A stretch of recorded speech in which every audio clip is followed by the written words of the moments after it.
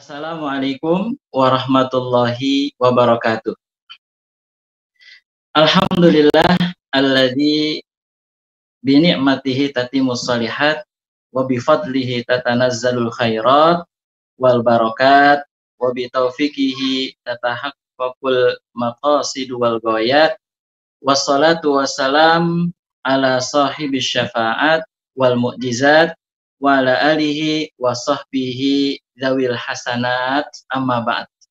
Qala Allah Ta'ala fi kitabihil karim, a'udzu billahi minasyaitonir rajim. Ya ayyuhalladzina amanu ittaqullaha haqqa tuqatih wa la tamutunna illa wa antum muslimun. Jamaah Mushola Al-Ikha serta jamaah semuanya yang Allah muliakan, alhamdulillah kita memanjatkan puja dan puji syukur kehadirat Allah Ta'ala yang telah memberikan kita berbagai macam kenikmatan, diantaranya nikmat iman dan Islam, sehingga alhamdulillah pada hari ini kita masih menjadi muslimin dan muslimat. Mudah-mudahan keimanan dan keislaman kita dapat kita tahan, dapat kita pertahankan sampai akhir hayat kita semuanya. Amin ya Allah ya Rabbal Alamin. Salawat dan salam semoga senantiasa tercurah kepada Nabi kita Muhammad Sallallahu Alaihi Wasallam beserta keluarganya, para sahabatnya, dan orang-orang yang mengikuti beliau dengan baik hingga hari kiamat. Bapak Ibu jamaah yang dirahmati Allah Ta'ala, pada kesempatan malam hari ini, tausiah tarawih hari ini, yang disiarkan langsung dari Mushola Al-Ikha, Blok Jasmin, kita akan mengupas sedikit tentang penguatan akidah, ibadah, dan akhlak di tengah pandemik COVID-19 ini. Karena tak dapat dipungkiri, sebagian dari kaum muslimin, muslimat, ketika terjadi pandemik seperti ini, tidak sedikit yang imannya turun, akidahnya goyah, ibadahnya juga turun drastis, akhlaknya juga. Nah, dari itulah kita ingin mencoba mengupas sedikit tentang penguatan akidah, ibadah, dan akhlak ini dengan tujuan agar kita semua sama-sama kuat akidahnya, kuat ibadahnya, kuat akhlaknya, apapun kondisinya, apapun situasinya, terlebih-lebih ya, ketika dalam menghadapi pandemik wabah seperti ini. Jamaah yang dirahmati Allah Ta'ala, penting banget ini pembahasan. Karena 3 materi ini atau 3 bab ini, akidah, ibadah, dan akhlak, itu dalam kehidupan seorang muslim sangat-sangat penting. Ya, sangat-sangat penting. Akidah, ibadah, akhlak, suatu hal yang tidak terpisahkan. Dia satu kesatuan. Artinya, kalau seorang muslim akidahnya bagus, akidahnya kuat, maka ibadahnya juga bagus, akhlaknya juga bagus. Jadi pondasinya ada di akidah. Akidah bagus, akhlak bagus, ibadah bagus. Jamaah yang dirahmati Allah Ta'ala. Selain daripada itu, ketika seorang muslim memiliki akidah yang bagus, akidah yang kuat, akidah yang kokoh, maka insya Allah dia akan dapat menjalani kehidupan yang banyak fitnah ini. Ya, karena qadarullah kita hidup di zaman penuh fitnah. Nah, orang yang akidahnya bagus, insya Allah dia tidak akan terombang-ambing, dia tidak akan terkena arus. Ya, banyak ya sekarang godaan-godaan atau ujian-ujian atau gangguan-gangguan bagi akidah seorang muslim. Ada yang disingkat dengan sepilis, ya kan? Sekularisme, ya kan? Pluralisme, liberalisme, isme-isme lah pokoknya, ya. Itu sangat tidak bagus bagi kehidupan seorang muslim jika seorang muslim akidahnya kurang kuat. Jamaah yang dirahmati Allah Ta'ala, satu contoh deh saya ingin sampaikan. Belum lama dan baru-baru ini kita mendengar ada panitia persiapan Dajjal. Masya Allah, ada panitia persiapan Dajjal. Jadi ini panitia khusus menyambut Dajjal dan menyambut dukhon, ya, kabut, asap. Ya, tapi alhamdulillah orang ini dia telah meminta maaf dan telah mengklarifikasi bahwa dukhon tidak jadi besok. Nggak apa-apa, ya, dia sudah minta maaf, dia gentle. Tinggal satu lagi nih orang yang belum minta maaf karena menggunakan dalil yang keliru. Apalagi video viral bahwa tanggal 15 Ramadan, hari Jumat, akan terjadi huru-hara. Itu saya sampai bosan mendapat video dan banyak pertanyaan-pertanyaan yang itu juga videonya. Dari tahun ke tahun, dari Ramadan yang lalu, itu lagi videonya. Isinya hadis palsu semua. Ya. Jadi jamaah yang dirahmati Allah Ta'ala, agama kok dimain-mainin. Ya, agama nggak bisa dimain-mainin. Buat apa ada penyambutan Dajjal? Buat apa ada panitia penyambutan dukhon? Ya, ini Rasulullah SAW mengatakan bahwa kalau aku hidup di masa Dajjal, kata Rasul, kalau aku hidup di masa Dajjal, akulah yang akan menghadapi Dajjal dan aku yang membunuh Dajjal, kata Rasulullah SAW. Jadi Rasul sampai bilang seperti itu, jamaah dirahmati Allah Ta'ala. Ya, sehingga jamaah yang dirahmati Allah, bagaimana tah lagi kita yang sudah tidak ada Rasul? Berarti kalau Rasul tidak ada, pegangan kita cuma satu, akidah, yaitu Allah Subhanahu wa Ta'ala. Pegang erat-erat Allah Ta'ala dalam kondisi seperti itu. Jadi berkaitan dengan dukhon ini, dengan Dajjal ini, tidak ada yang dapat memastikan harinya, tanggalnya, nggak ada. Sebenarnya bukan itu yang ingin Allah dan Rasulnya sampaikan. Ya, sehingga orang banyak yang pada takut. Anak kecil ikut terpengaruh, terdoktrin dengan pemikiran semacam itu. Jadi takut mereka, anak kecil jadi takut. Masya Allah, jamaah yang dirahmati Allah Ta'ala. Jadi yang perlu kita persiapkan sebenarnya, apakah amal kita udah benar? Begitu sebenarnya, bukan kapan dukhon akan terjadi, tanggal berapa, hari apa, bukan. Yang perlu kita persiapkan adalah amal kita. Kita cek, kita evaluasi. Amal kita udah benar apa belum? Itu yang paling penting, jamaah yang dirahmati Allah Ta'ala. Baik, jamaah yang dirahmati Allah Ta'ala, saya ingin sampaikan berkenaan dengan akidah ini. Kalau ditanya akidah, ibadah, kemudian akhlak, apa hubungannya? Adakah hubungan antara akidah, ibadah, dan akhlak? Ada hubungannya, bahkan erat sekali Bapak Ibu yang dirahmati Allah Ta'ala. Jadi akidah yang bagus akan melahirkan akhlak yang bagus. Jadi pemicu akhlak yang bagus dari akidah yang kuat. Itu ya jamaah dirahmati Allah. Jadi ada hubungan. Jadi jangan dipisah-pisah nih, akidah, akhlak. Ya. Meskipun nanti jamaah dirahmati Allah Ta'ala, ada perbedaan antara akhlak dengan kesopanan, dengan tradisi. Karena akhlak Islam ya akhlak Islam, khusus kesopanan. Sopan menurut budaya belum tentu akhlak menurut Islam gitu ya. Jadi mesti dibedain ya. Karena akhlak Islam itu tertentu, dia khusus sehingga tidak bisa disamakan dengan akhlak-akhlak model yang lain. Itu yang jamaah dirahmati Allah. Misalkan kalau misalnya orang yang akidahnya bagus, insya Allah dia akan selamat dari api neraka. Meskipun nanti ada konsekuensinya, mampir dulu kalau memang ada berbuat dosa yang lain selain syirik ya, mampir dulu, kemudian dimasukkan ke dalam jannah. Artinya rumus daripada takwa itu adalah amanu wa amilus solihat. Dia beriman kemudian beramal soleh. Itu rumus daripada takwa. Dan jamaah yang dirahmati Allah Ta'ala, ada kan orang perilakunya baik, dermawan, ada kan? Kemudian sosialnya bagus, care, peduli. Seperti siapa dulu ya? Bunda Teresa ya. Bunda Teresa, Putri Diana kalau nggak salah ya dulu itu.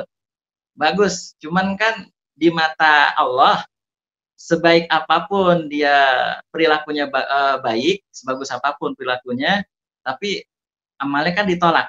Kenapa? Karena dia tidak beriman kepada Allah, tidak berakidah, akidah Islam. Itu jamaah. Jadi akidah menempati posisi yang sangat penting karena dia pondasi.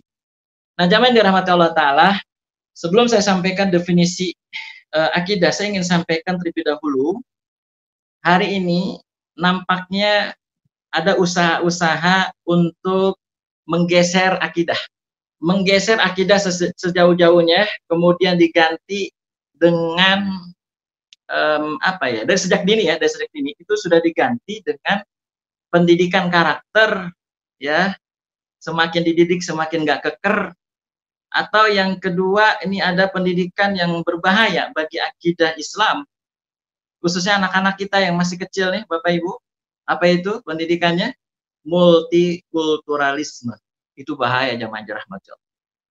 Jadi rupanya Bapak-bapak, Ibu-ibu, jamaah semua sadar nggak sih bahwa akidah kita ini, pelajaran di sekolah anak-anak kita itu sudah digeser, diganti dengan pelajaran multikularis. Hadirin yang Allah muliakan, zaman saya, zaman bapak-bapak semua, zaman all ya, bukan zaman now, itu ingat gak ada pelajaran di sekolah itu akidah akhlak. Akidah akhlak. Dan pada masa itu, saya pribadi belum pernah melihat ada anak SD membakar kelas. Saya belum pernah melihat dulu waktu zaman saya kecil. Dan saya belum pernah melihat ada anak SD memperkosa temannya. Saya belum pernah melihat ada anak SD yang membuli teman-temannya. Saya belum pernah melihat ada anak SD yang memukul gurunya. Belum pernah lihat. Nah, jamaah yang dirahmati Allah Ta'ala, dulu waktu ada pelajaran akidah diajarkan oleh guru-guru ngaji kita dulu, ya maraknya pelajaran akidah, enggak ada tuh fenomena-fenomena tersebut. Dan saya juga tidak mendapati ada permusuhan antar umat beragama. Dulu waktu masih kecil, adem ayem saja, enggak ada keributan-keributan macam-macam, tidak ada. Enggak seperti sekarang, ya satu sama lain, ya merasa paling Pancasila, merasa paling NKRI, begitu, merasa paling toleransi. Dulu nggak begitu. Dulu umat beragama hidup berdampingan. Lakum dinukum waliyadin. Agama kamu, agama kamu, agama kami, agama kami. Begitu jamaah dirahmati Allah. Hari ini anak SD sudah didoktrin Bapak Ibu dengan pelajaran multikulturalisme. Anak SD sudah diajak ke tempat ibadah agama lain. Ya, tempat ibadah agama lain. Setelah itu didoktrin deh. Setelah masuk ke tempat ibadah agama lain didoktrin. Apa doktrinnya? Tuh, semua agama benar deh. Semua agama mengajarkan kebaikan. Semua agama sama kok, benar. Bahaya jamaah yang dirahmati Allah. Sangat berbahaya. Kan digeser akhirnya. Dulu sebelum ada pelajaran seperti ini, ada pelajaran akidah akhlak. Ya masing-masing. Yang penting tidak mengganggu. Ada agama Kristen, agama Buddha, Hindu ibadah. Kita dilarang mengganggu kan? Nggak boleh. Nggak boleh kita mengganggu agama lain yang beribadah. Jadi nggak ada yang berantem tuh, nggak ada dulu itu. Ya, jadi nggak ada yang mencampur adukan agama. Aku datang ke acara agama kamu, nggak ada ya, masing-masing dulu. Ya saya agama Islam yang saya yakini. Non Muslim ya yakini, agama non Muslim silakan, tanpa dicampur adukan. Nah, Bapak Ibu, sadarilah bahwa akidah yang dimiliki umat Islam ini coba digeser. Dan sasarannya tentu anak-anak kita. Kalau ini tidak dikembalikan akidah akhlak, Wallahu a'lam bishawab. Generasi kita ini suatu saat nanti akan jadi seperti apa, jamaah? Ini sangat-sangat mengotori akidah dan sangat menghancurkan akidah secara perlahan, jamaah yang dirahmati Allah. Baik, jamaah yang dirahmati Allah Ta'ala, saya ingin sampaikan hadis-hadis Nabi Shallallahu Alaihi Wasallam sebagai pengingat kita semuanya, bahwa akidah itu sangat penting ya, untuk kita pedomani, dan jangan sampai lepas. Ini hadis sahih, diriwayatkan oleh Al-Imam Al-Baihaqi. Isnadnya, sanad hadis ini sahih, disahihkan oleh Al-Hakim, kemudian disahihkan oleh An-Nawawi, kemudian juga disahihkan oleh Ibnu Hajar Al-Asqalani. Ini hadis sangat bagus sekali. Tolong dihafal, diingat deh, paling nggak diingat. Kalau kita nggak hafal Arabnya, kita hafal artinya. Mudah-mudahan bapak-bapak, ibu-ibu di rumah, di masjid, di musola, atau dimanapun Anda berada, ini bisa dihafal nih. Hadis sangat bagus sekali. Saya baca ya. Bismillahirrahmanirrahim. Wa ani bani Umar radhiyallahu anhuma anin Nabi sallallahu alaihi wasallam qala. Dari Ibnu Umar, anaknya Umar bin Khattab. Dari Ibnu Umar, semoga Allah meridhoi keduanya. Meridhoi ayahnya, meridhoi anaknya. Dari Nabi sallallahu alaihi wasallam, beliau bersabda, Nabi bersabda, "Manista'adzakum billahi fa'idzu." Siapa orang yang minta perlindungan kepada kamu dan dia membawa-bawa nama Allah, maka lindungilah dia. Perintah nih, jamaah dirahmati Allah. Manista'adzakum billahi fa'idzu. Barang siapa yang minta perlindungan kepada kamu dan yang minta perlindungan itu menyebut-nyebut nama Allah, bawa-bawa nama Allah, wajib hukumnya kalian melindungi dia. Kemudian kata Nabi Shallallahu Alaihi Wasallam, waman sa'alakum billahi fa'atu. Dan siapa orang yang minta bantuan kepada kamu dan dia bawa-bawa nama Allah. Misalnya kan begini ya, demi Allah tolongin saya dong, saya butuh banget ini bantuan, demi Allah.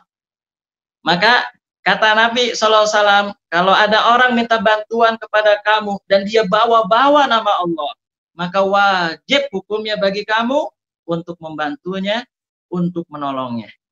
Kemudian kata Nabi SAW, waman atta ilaikum ma'rufan fakafi'uhu. Dan barang siapa yang berbuat baik kepada kamu, balaslah perbuatan baik itu. Balas. Perbuatan baik itu tolong dibalas. Fa illam tajidu fad'ulah. Tapi kalau kamu nggak bisa balas kebaikan orang yang telah berbuat baik kepada kita, kamu nggak bisa balas, kata Nabi, doakan. Rawahul Baihaqi. Nah, jamaah yang dirahmati Allah Ta'ala, ada 3 ya tadi pesannya. Coba bapak-bapak, ibu-ibu, jamaah semua perhatikan 3 pesan ini. 3-tiganya menyebut nama Allah, bawa-bawa nama Allah. Kemudian sekilas hadis ini bicara tentang akhlakan. Ya enggak? Minta perlindungan, lindungin. Minta bantuan, bantuin. Terus kalau ada orang berbuat kebaikan kepada kita balaskan gitu. Nah, jemaah yang dirahmati Allah Ta'ala, ini seperti apa ya, sekilas seperti akhlak. Tapi coba perhatikan dengan jeli deh. Hadis ini sebenarnya ada hubungan erat dengan akidah. Dengan akidah, jemaah yang dirahmati Allah Ta'ala. Kenapa? Kalau ada orang minta bantuan kepada kita, dia bawa-bawa nama Allah, kemudian kita wajib hukumnya untuk membantunya. Kenapa kita bantu? Kenapa kita wajib membantu? Karena dia bawa-bawa nama Allah, dan untuk kita bantu dia untuk mengagungkan nama Allah Subhanahu wa Ta'ala. Itu jamaah yang dirahmati Allah Ta'ala. Jadi hadis ini kelihatannya sekilas tentang akhlak, tapi ada hubungan erat dengan akidah.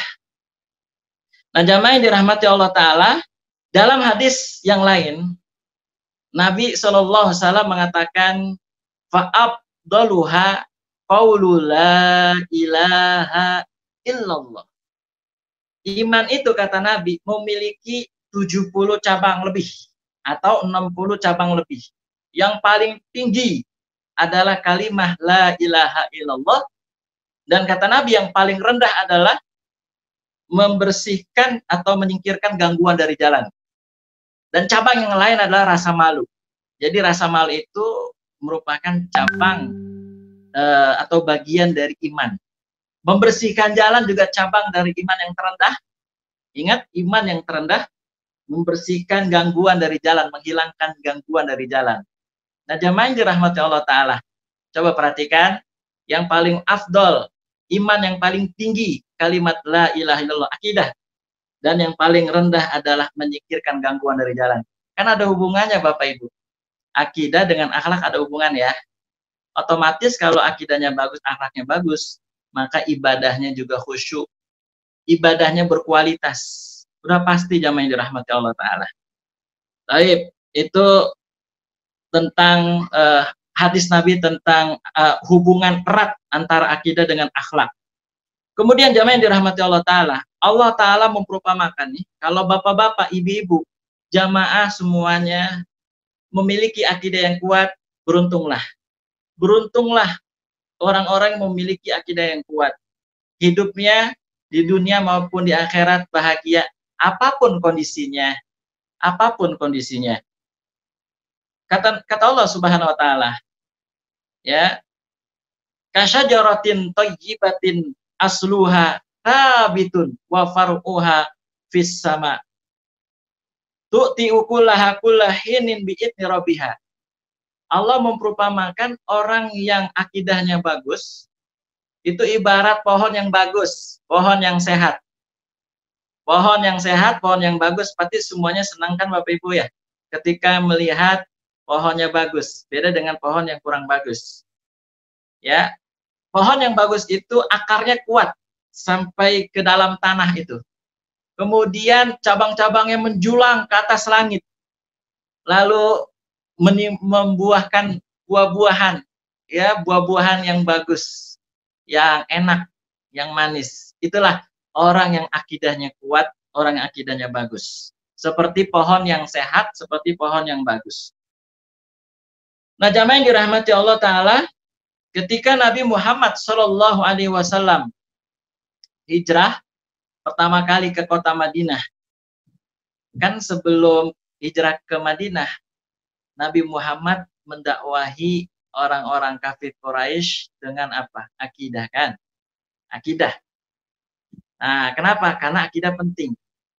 Akidah penting, sehingga yang didakwahkan oleh Nabi Muhammad adalah akidah. Ya kan? Keyakinan. Nah, dari akidah muncul deh akhlak yang mulia dari Nabi dan para sahabat. Makanya ketika pertama kali datang dari Mekah hijrah ke Madinah, baru pertama kali datang ke kota Madinah, Nabi mengatakan begini, Bismillahirrahmanirrahim. Ayuhan nas, afshus salam, wa atimut ta'am, wasilul arham, wasallu bil lail, wan nasu niyam. Katanya Rasul, karena akidahnya kuat nih, Rasul, para sahabat, Rasul berhasil membimbing para sahabat dengan akidah yang kuat, sehingga memunculkan akhlak yang bagus. Datang pertama kali ke kota Madinah, yang disampaikan itu, wahai manusia, sebarkanlah salam, berilah makan, rajut tali silaturahim, dan sholat malamlah kalian di saat orang-orang manusia sedang tertidur nyenyak. Itu jamaah yang dirahmati Allah. Jadi karena sudah dipupuk akidah yang kuat, sehingga memunculkan akhlak yang bagus, yang indah. Jadi di mana-mana Bapak Ibu, kalau akidahnya bagus, akidahnya kuat, jadi semuanya serba indah, insya Allah. Nah, jamaah yang dirahmati Allah Ta'ala, dari tadi kita bicara tentang akidah. Kita mesti tahu definisi akidah itu. Ini penting sekali. Ya. Bahwasanya jamaah yang dirahmati Allah Ta'ala, Kalau orang yang sudah mengerti definisi akidah, kemudian dia amalkan, maka selalu yang ada di pikirannya adalah pengawasan dari Allah Subhanahu wa taala. Merasa diawasi, merasa bersama Allah Subhanahu wa taala. Kalau jalan, pengen jalannya itu diridhoi Allah. Kalau makan, pengen tuh caranya itu sesuai dengan cara Allah. Ya, cara yang diridhoi oleh Allah. Mendengar, juga pengen yang didengarnya itu yang diridhoi oleh Allah Subhanahu wa taala. Nah, kan bagus tuh, orang-orang yang seperti itu bagus sekali. Nah, sekarang kita pengen sampaikan sedikit tentang definisi akidah biar kita paham, kemudian kita bisa amalkan bersama. Jadi al-akidah jamaah yang dirahmati Allah itu berasal dari kata aqada yaqidu aqdun. Ya. Aqada yaqidu aqdun. Artinya to tie not tie something with, to fasten something with not. Jadi akidah itu secara etimologi artinya adalah mengikat sesuatu dengan membuhul, mengikat, membuhul, mengikat sesuatu dengan memperketat sesuatu dengan membuat buhul. Itu akidah secara etimologi. Jadi akidah itu ikatan yang kuat.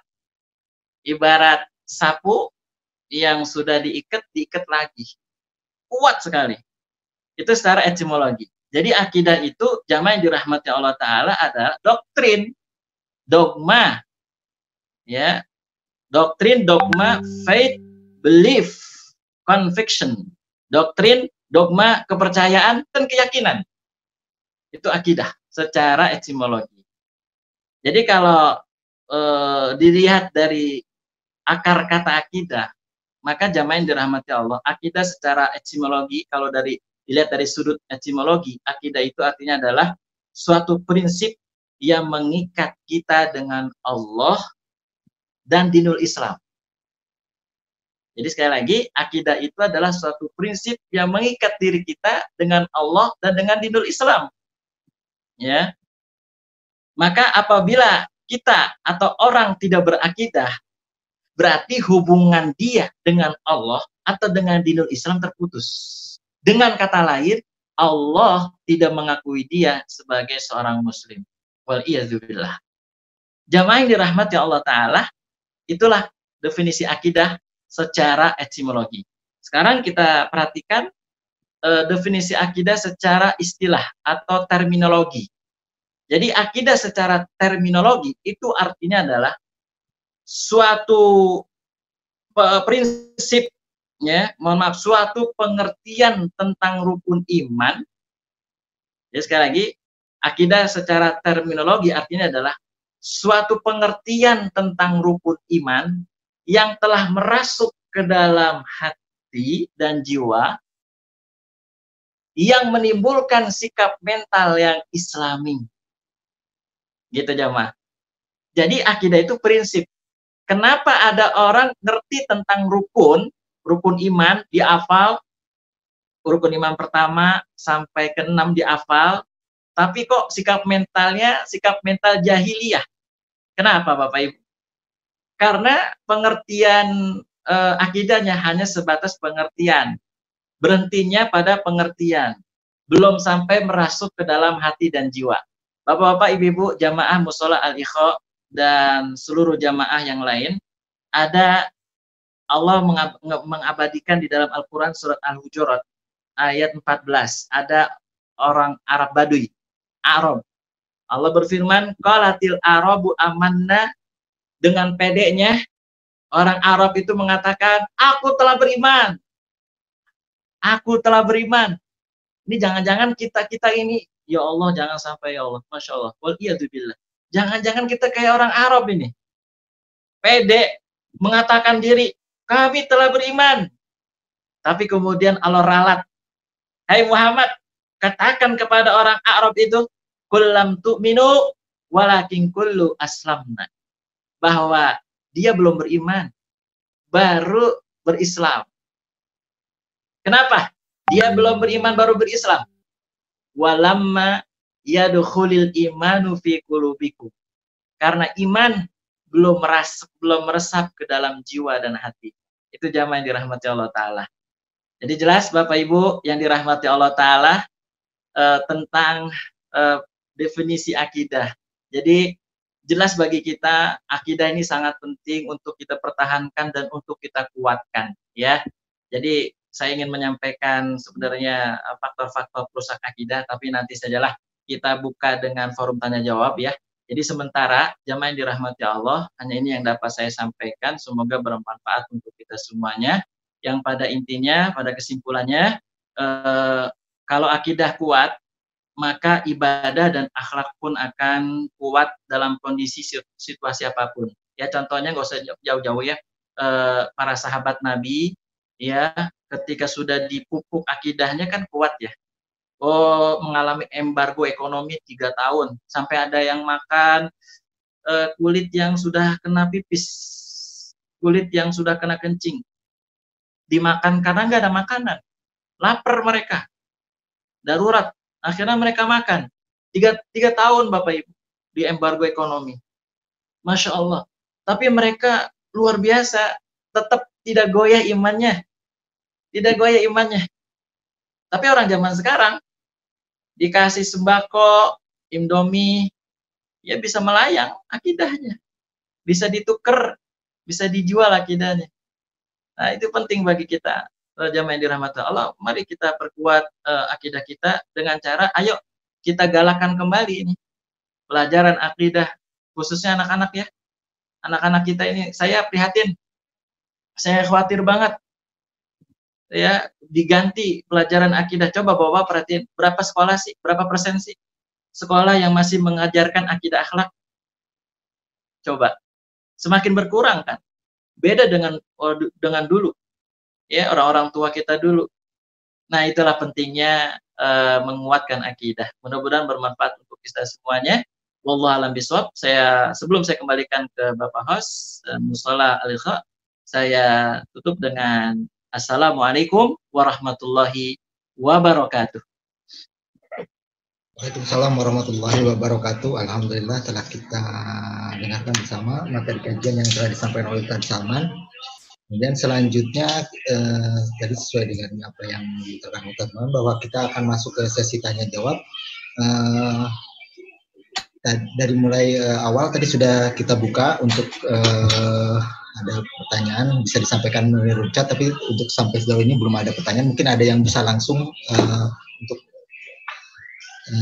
bertanya atau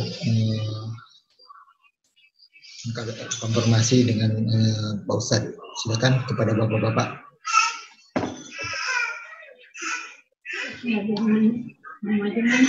Enggak ada, Anda coba tanya deh Pak Ustadz. Silakan Pak Alim. Biar mancing teman-teman nih, biar sambil berpikir ada pertanyaan barangkali. Jadi gini Pak Ustadz, yang pertama itu bagaimana menanamkan akidah di dalam keluarga, terutama mulai dari mendidik anak-anak memahami akidah sejak kecil. Kita ketahui Nabi itu 13 tahun dalam dakwanya itu menekankan kepada akidah dan tauhid. Sebelum Nabi SAW itu mengajarkan yang lainnya. Nah, kita merefleksikan cara Nabi atau bagaimana Nabi menanamkan akidah dan ketauhidan itu di dalam keluarga itu tepatnya seperti apa Pak Ustadz? Demikian Pak Ustadz. Assalamualaikum warahmatullahi wabarakatuh. Waalaikumsalam. Bapak host, saya langsung jawab terlebih dahulu ya, biar nggak lupa. Ya. Baik, ini pertanyaan bagus, kritis dari Pak Halim. Alhamdulillah. Jadi kalau ditanya seperti apa metodologi atau seperti makna dari syahadat asyhadu an la ilaha illallah wa asyhadu anna muhammadar rasulullah serta konsekuensinya. Jadi itu diantara yang diajarkan Nabi Muhammad kepada keluarga beliau. Nah nanti kapan-kapan kita belajar konsep la ilaha illallah karena sebenarnya kalau disebut makna la ilaha illallah, maka orang-orang kafir Quraisy pada saat itu yang belum masuk agama Islam paham banget dengan kalimat la ilaha illallah, paham. Makanya mereka nggak mau ngucapin la ilaha illallah karena mereka paham konsekuensinya. Ketika sudah mengucapkan kalimat la ilaha illallah, mereka nggak bisa lagi berzina, nggak bisa lagi minum minuman keras yang memabukkan itu ya. Mereka nggak bisa lagi berbuat main judi gitu ya. Jadi kalau ditanya paham mana orang-orang kafir Quraisy zaman dulu dengan orang-orang zaman sekarang tentang makna la ilaha illallah, pahaman orang-orang kafir Quraisy. Makanya mereka tidak mau mengucapkan kalimat la ilaha illallah karena tahu akan konsekuensinya. Nah, dari situ jamaah dirahmati Allah taala, itulah yang diajarkan Nabi kepada kepada keluarganya, yaitu tentang keimanan, tentang ketauhidan, tentang akidah, ya. Jadi disampaikan bertahap ya oleh beliau ya tentang di dalam Quran itu kalau orang-orang kafir Quraisy ditanya siapa yang menciptakan Allah, ya pasti mereka menjawab sesuai fitrahnya. Siapa yang menciptakan, mohon maaf, siapa yang menciptakan langit dan bumi sesuai fitrahnya, mereka akan menjawab Allah.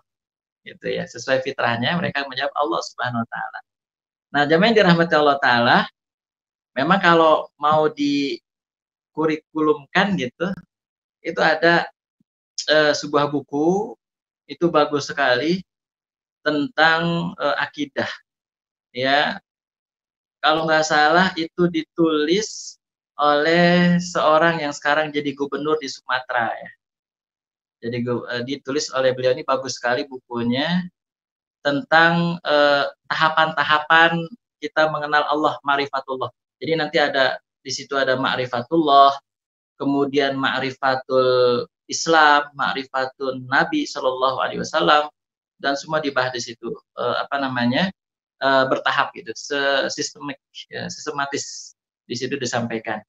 Nah, alhamdulillah model-model pengajaran seperti itu berhasil karena dia ini bertahap, gradual, step by step gitu, gradual, sehingga orang yang belajar nggak sadar gitu, tahu-tahu dia sudah memiliki akidah yang kuat gitu. Pokoknya saya sebut ya namanya itu bagus banget, judul bukunya pengarangnya itu Irwan Prayitno. Nah, itu bagus sekali. Saya ada bukunya itu ditulis oleh Irwan Prayitno. Ya sekarang jadi gubernur Sumatera, nggak tahu Sumatera apa, saya lupa ya. Jadi itu jamaah dirahmati Allah.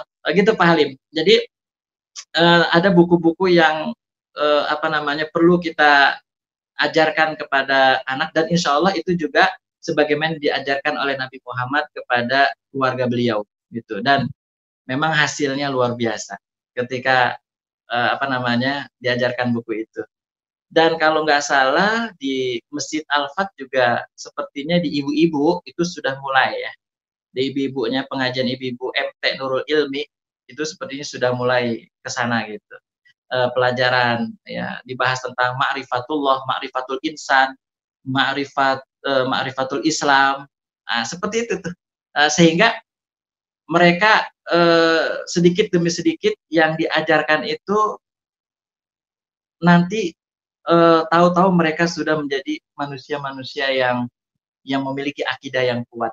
Karena tadi pendidikannya yang gradual. Kalau ditanya secara detailnya kurikulumnya Nabi Muhammad SAW seperti apa, tentu kita belum mendapatkan secara detail tentang itu ya, kurikulum seperti buku-buku yang ada. Buku-buku yang ada itu sebenarnya mengambil daripada Sirah Nabawiyah, kemudian dia susun ya. Tapi insya Allah tidak lepas daripada apa yang diajarkan oleh Nabi SAW kepada para sahabatnya, kepada keluarganya. Nah sekarang pertanyaannya terakhir ya Pak Halim, ini saya mau sampaikan kenapa yang diperintahkan oleh Allah Subhanahu wa taala kepada nabinya adalah dakwah kepada keluarganya dulu gitu ya. Karena dimulai dari keluarga, keluarga yang paling susah. Dimulai dari keluarga, kemudian dari masyarakat.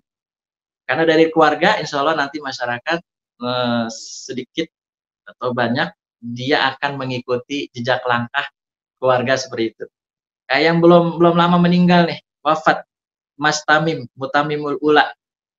Itu menghasilkan anak-anak yang luar biasa. Ya, 10 anaknya, 11 ya, satu gugur, sisa 10 anak-anaknya itu Masya Allah ya, sukses secara akademik dan sukses juga secara akhirat. Karena jamaah yang dirahmati Allah Ta'ala tadi berhasil gitu dengan buku-buku, model-model buku yang tadi itu yang saya sebutkan, yang bertahap tadi, sehingga anak-anak insya Allah secara bertahap itu bisa mengerti tentang ma'rifatullah, kemudian tentang manusia itu sendiri, dan lain sebagainya. Gitu Pak Halim ya. Baik, gimana Pak Halim? Sudah. Syukran Pak Ustadz. Terima kasih penjelasannya. Afan. Ya, silakan bapak-bapak yang lain mungkin. Waalaikumsalam, Pak Fandi.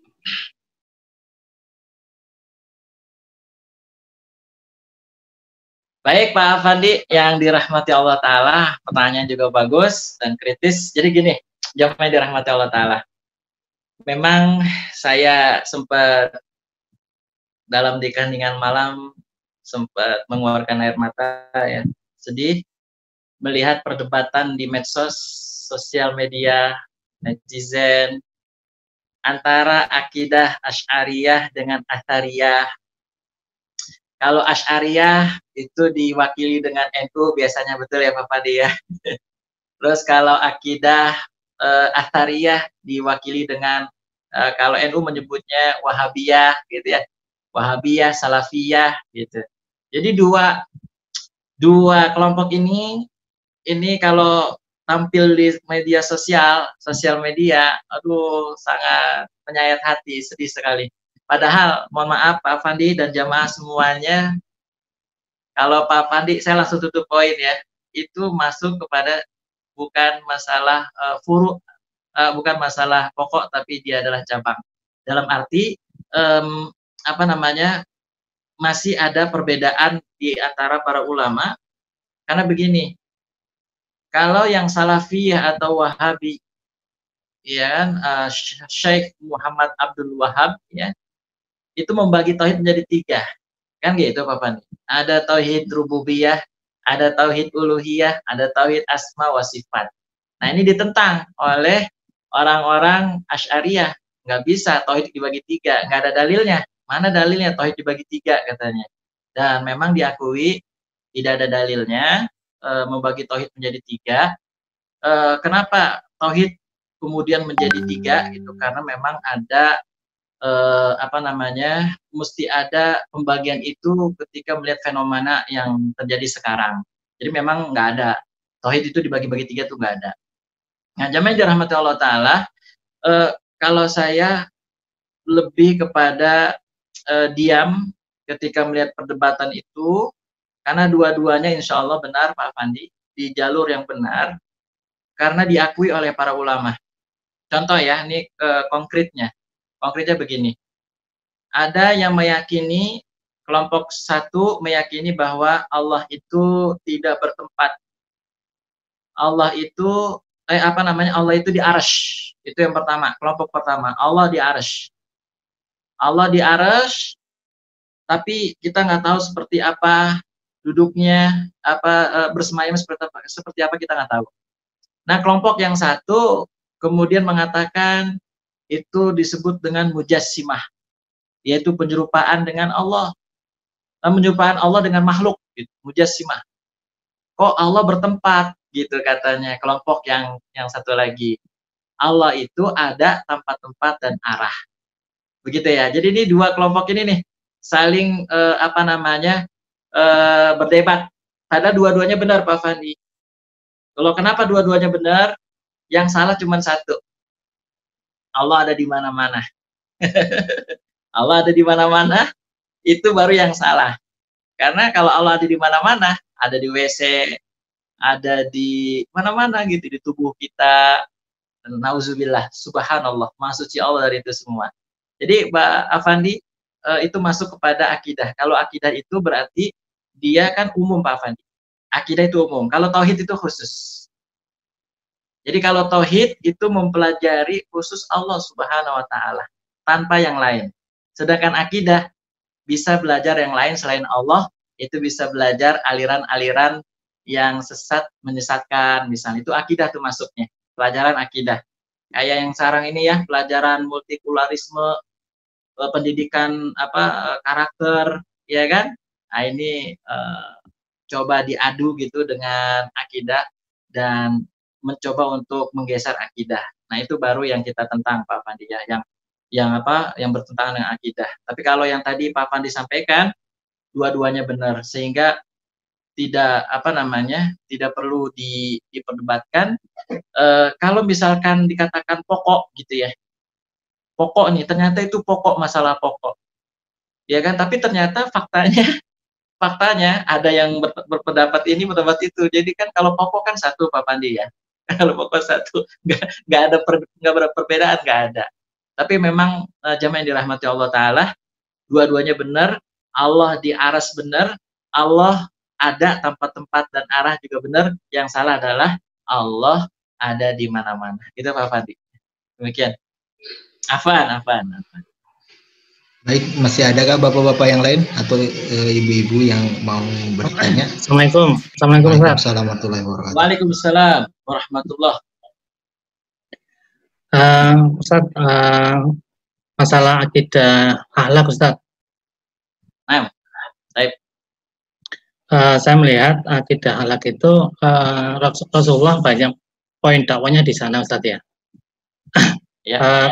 Kalau melihat posisi sekarang, seorang ustadz atau ahli agama atau ustadzah atau apa, kalau mempunyai akhlak yang buruk, artinya masyarakat melihat dia punya akhlak yang buruk, itu dipandang dia bukan seorang muslim yang baik, Ustaz. Karena yang dari pertanyaan saya, kenapa dakwah akhlak Islami ini itu kurang begitu penekanannya itu kurang begitu agresif, Ustaz ya.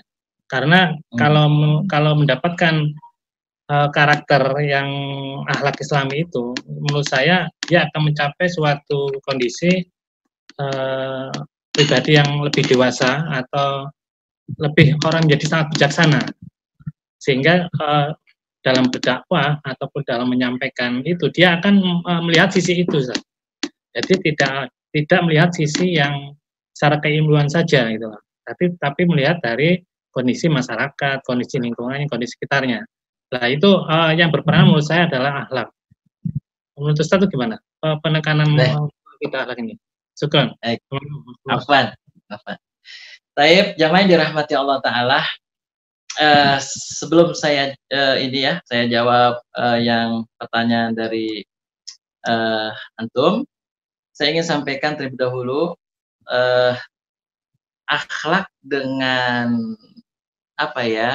kesopanan yang dimiliki oleh suku-suku, budaya itu beda ya. Akhlak Islam itu tersendiri. Artinya gini, menurut orang itu nggak sopan gitu, tapi menurut akhlak itu sopan. Contoh gini, jamaah yang dirahmati Allah Taala. Nabi kalau makan gimana? Kalau Nabi Muhammad makan, itu beliau diangkat kakinya ya. Diangkat kakinya, mungkin posisinya kayak duduk di warteg ya, kayak duduk di warteg. Makanya akhlak Islam ini khusus sesuai dengan kemauan Allah. Kalau akhlak Islam itu sesuai dengan kemauan Allah. Ada juga yang, mohon maaf, kalau di kita ini, kalau tidak cium tangan kan agak dianggap mungkin kurang berakhlak gitu ya. Kalau nggak cium tangan sama orang yang tua gitu ya, atau sama orang tua. Padahal di Islam itu akhlaknya cukup jelas, bukan simbol, tapi dia action ya, dia praktek. Kalau kepada orang tua, ajarannya jelas tidak boleh berkata kasar ataupun ya, itu tidak boleh. Kita harus merendahkan dalam arti tidak sombong, ya. Jadi jemaah itu, jadi bedanya akhlak Islam dengan akhlak selain Islam, itu perbedaannya. Jadi tidak semua perilaku-perilaku atau kesopanan-kesopanan yang dianggap sopan oleh orang, kemudian secara Islam akhlaknya dia juga nggak bagus. Boleh jadi menurut Islam itu bagus, dan boleh jadi menurut Islam, menurut akhlak Islam itu bertentangan dengan daripada akhlak Islam. Nah, kita kembali kepada kok iya betul, orang itu akan dilihat dari akhlaknya, akan dilihat misalkan dai akan dilihat dari akhlaknya, bukan semata-mata ilmunya. Betul banget, itu setuju. Tapi kalau ditanya apa yang menyebabkan dia berakhlak, pasti jawabannya adalah karena akidahnya bagus, akidahnya kuat, akidahnya benar. Automatically ketika seseorang akidahnya kuat, akidahnya bagus, akhlaknya juga bagus. Dan saya mendukung banget ketika ada seorang dai kemudian menyampaikan dengan akhlak yang mulia. Ya, ciri-ciri yang kurang bagus nih, mohon maaf sekali ya, yaitu diantaranya mudah memvonis ya seseorang itu.